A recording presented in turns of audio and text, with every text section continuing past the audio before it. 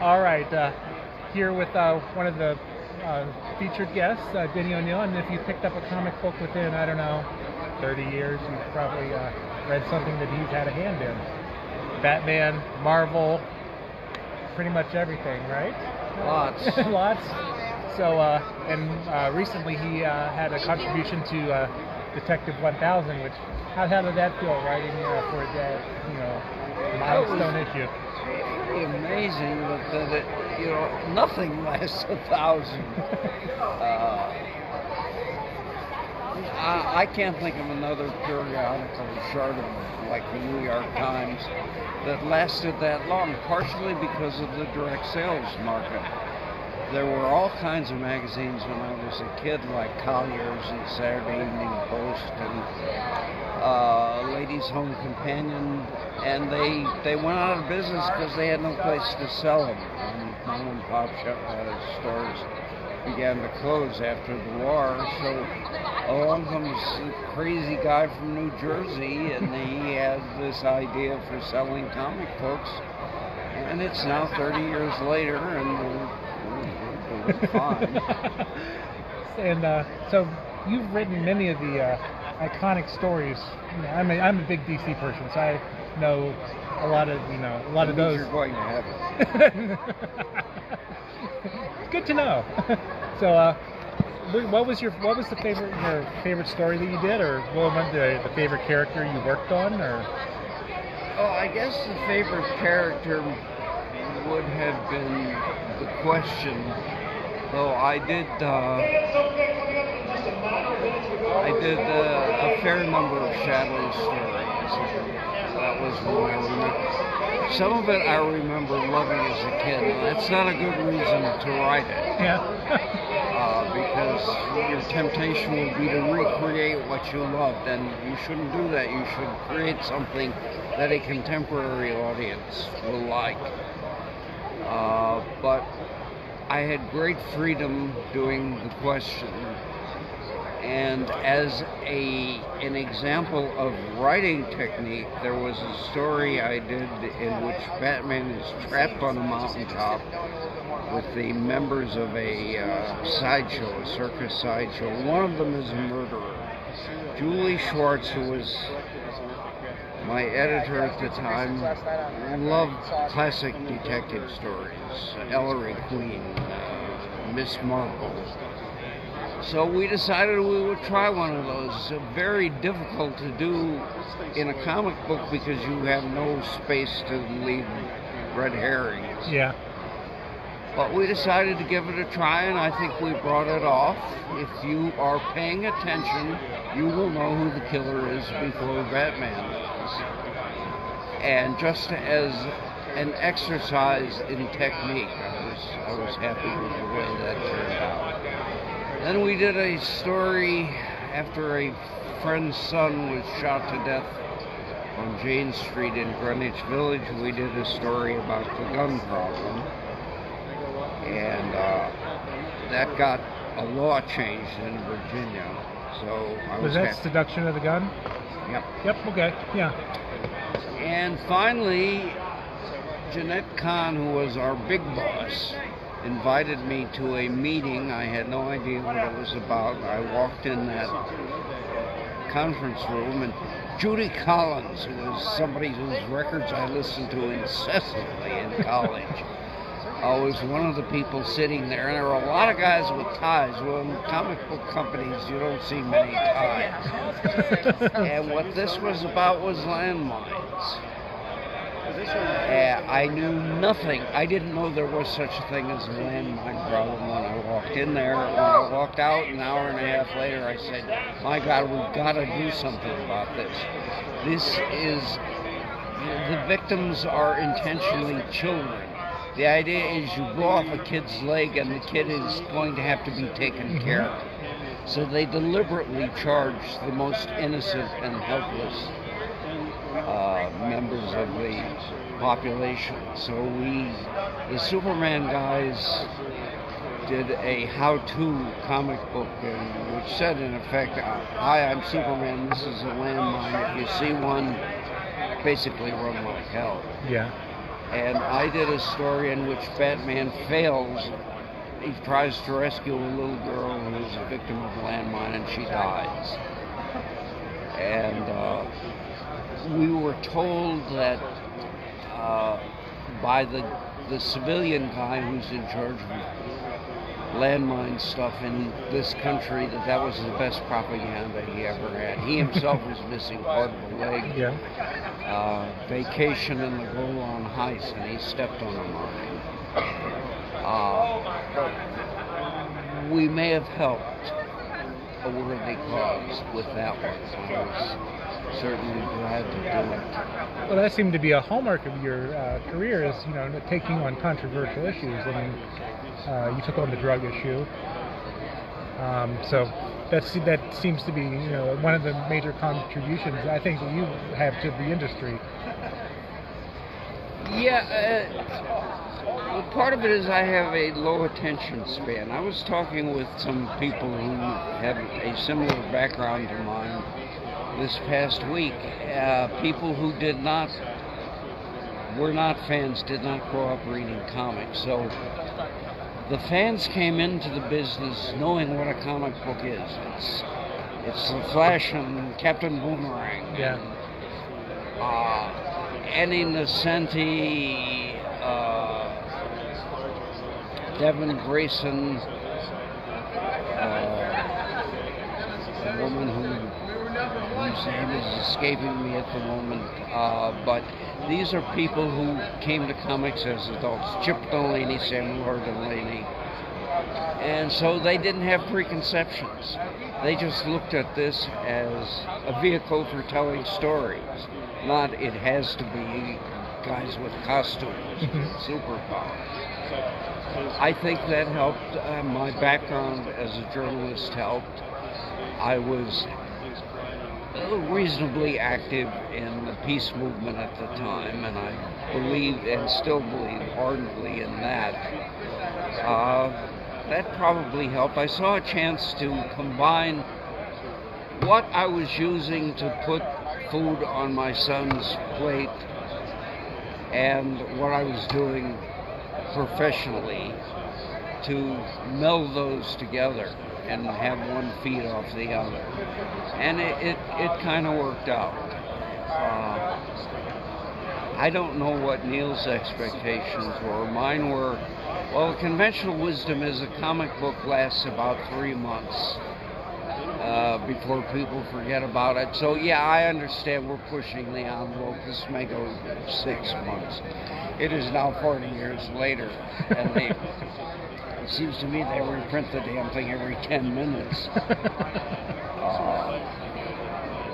But what was important about it was it told other comic book people, you're not stuck with Captain Boomerang.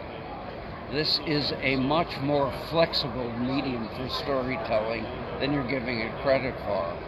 So the best coming-of-age novel I know is called Stuck Rubber Baby. It's about a gay kid in the Deep South whose father is a minister who has a girlfriend and gets her pregnant, but then discovers that his own sexuality is not that.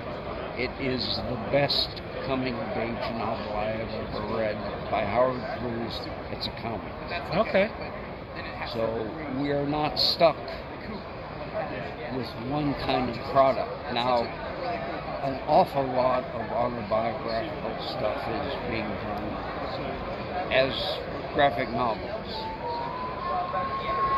I don't think that would be possible without superheroes, because I think superheroes created a place where Stuck Rubber Baby could be sold. And then talented people took advantage of it.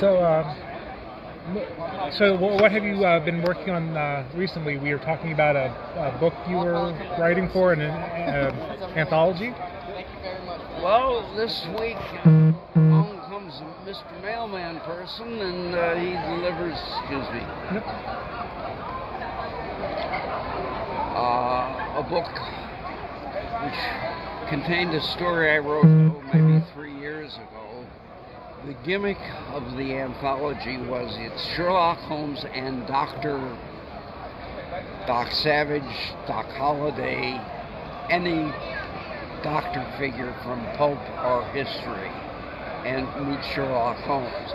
I got to do Doc Holliday, and what red-blooded Midwestern American writer would not take that assignment? Yeah. It was kind of hard work because I don't write many short stories anymore, but I love doing it.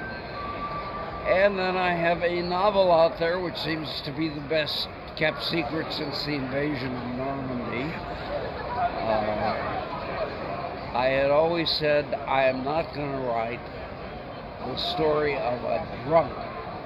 I'm going to go get the ticket.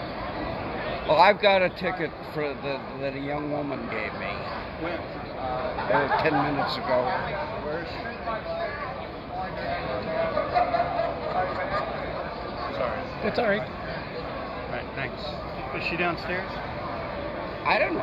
I wanted to thank her. This very pleasant 14-year-old came and gave me that, and All right. that's as much as I know. All right, thanks. She's going to break hearts when she grows up. Trust me. But she went out of her way, so I wanted to thank her.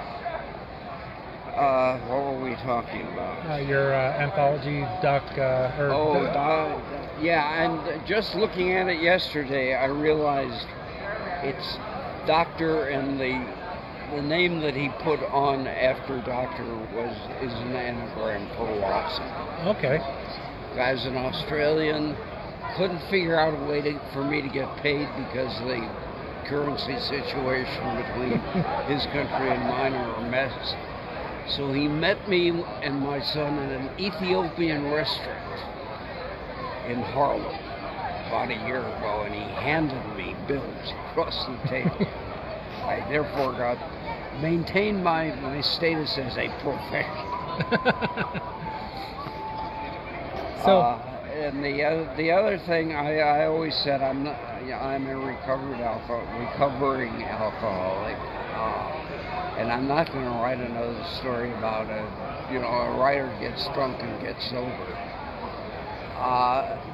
But I had my kid twisting one arm and Charlie Kochman, a very, very good editor, twisting the other, wanting me to write about the time when comics changed from garbage. Mm-hmm. My first mother-in-law would not tell anybody what I did for a living, into its current very respectable part of the art scene. But I decided also I would write a novel the way I was taught in college. Novels were written by people who, of course, never written a novel, which is, you sit down and you wait for the angels and the muses to come down and inspire you, which is horseshit. Pardon me, which is it's all right. inaccurate. However, I had written something like 12 books before that, and always with a very clear idea of what this book is going to be, how it will be structured, all that stuff. This time I said, let's let the structure emerge from the story. Let's not make it about me, but my story will be part of it. And I got it published, and I was all set last December to say, okay, I have no professional obligations for December. December we will spend promoting this book. Then Mary Fran McFarlane Reuter O'Neill died. And that put me in the hospital for a month. So I didn't promote that book. I stayed in a recovery near where I live. And, by the time I got out on the street again, that book was old news. I think in this convention I've autographed one copy of it. Mm-hmm. I don't know if I'll ever write another one. I also don't know if it's any good. I mean, I'm not being modest. I just don't have any way to judge the quality of this thing. It is not has not been widely read. Martha Thomas's, whom I've known for 30 years, thought it was a humorous book. Whoops, didn't quite intend that, but if she enjoyed it, more power. All right, one last question, then I'll let you go. Were there any characters in the DC universe that you never got to write that you would have wanted to write, or did you? No, there were characters I refused to write. Oh, okay. During the Vietnam War, I would not do anything in which military people were heroes. Not that I was feeling everybody who was fighting in Asia was evil, but I didn't want to be mistaken for approving of the military scene. So that was situational. I was always reluctant to write romance because, well, you know, I was a teenager once. I looked at girls, but I know that did not work with, oh, she's a blonde, I love her, and then you know he spends the next 3 pages chasing her, and it's a lot more complicated than that. And anybody who goes into the romance thinking that's how it's going to work is going to be disappointed. I can't think of anything else. I mean, if people knew that they weren't going to give me war stuff, and I did not approve of right-wing politics. I did not approve of violence as a way of solving every problem. And the story that's in Detective 1000 is the first time in a comic book I really got to write the story I wanted to write. It is an anti-violence story with Batman as the bad guy. And that was nice. It was nice to be able to do that. It was nice to be associated with the anti-gun stuff that John Ostrander wrote, because he did a great job. His twin brother works for the National Rifle Association. So I was going to write that story, and I thought, no, if I write it, I'll be calling John every night, getting information. So not only did he write a very good story and then do a lot of television appearances on places like Fox and held his own, but